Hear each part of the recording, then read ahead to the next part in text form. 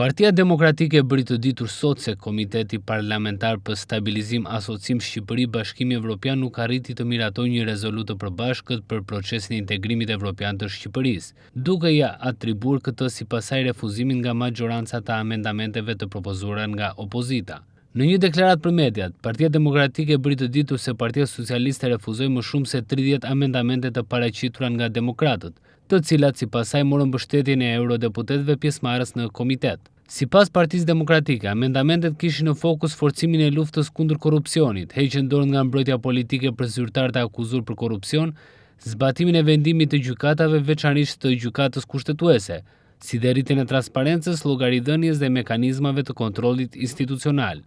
PD-ja thekson se këto propozime përfaqësojnë standarde themelore të kërkuara nga Bashkimi Evropian për forcimin e shtetit të së drejtës dhe avancimin e procesit të integrimit. Në deklaratë thuhet gjithashtu se amendamentet e opozitës morën mbështetjen e europarlamentarëve në Komitetin Parlamentar për Stabilizim Asocim Shqipëri-Bashkimi Evropian, por u rrëzuan nga përfaqësuesit e Partisë Socialiste. Përfaqësuesit e Partisë Demokratike, sipas njoftimit, ritheksuan angazhimin e tyre në mbështetje të procesit të integrimit evropian të Shqipërisë, duke theksuar se sipas tyre anëtarësimi në Bashkimin Evropian mund të arrihet vetëm përmes reformave konkrete. Sipas deklaratës së PD-s, lufta kundër korrupsionit dhe krimit organizuar, respektimi i shtetit të së drejtës, zbatimi i vendimeve gjyqësore dhe përmirësimi i standardeve të jetesës përbëjnë kushtet kryesore për avancimin e Shqipërisë drejt anëtarësimit në Bashkimin Evropian.